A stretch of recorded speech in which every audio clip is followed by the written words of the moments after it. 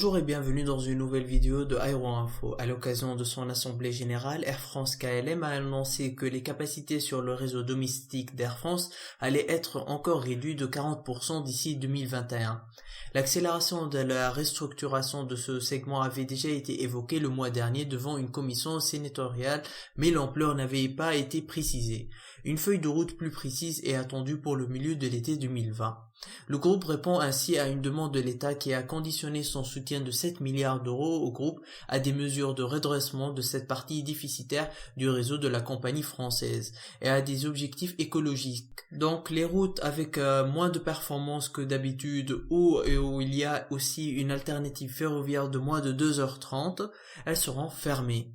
Donc, Hop devrait ainsi perdre encore du terrain et ses syndicats redoutent un sacrifice de la province et l'ampleur des suppressions d'emplois. Transavia en revanche devrait en profiter et en sortir renforcé. En avril, Ben Smith et Anne Rigaud, la directrice générale d'Air France, avaient expliqué que de gros efforts avaient déjà été réalisés pour redresser le réseau intérieur avec une réduction déjà de 40% des capacités depuis 2006. Le plan lancé en 2018 prévoyait une nouvelle baisse des capacités de l'ordre de 18%. Pour autant, le segment était toujours déficitaire de 200 millions d'euros en 2019.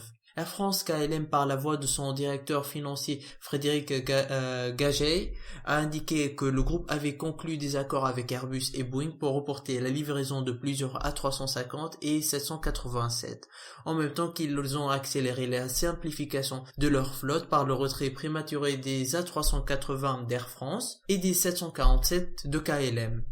Donc si vous voulez plus d'infos sur Air France, n'oubliez pas de vous abonner et de mettre un pouce bleu si la vidéo vous a plu. Quant à moi, je vous dis à la prochaine sur Aero Info.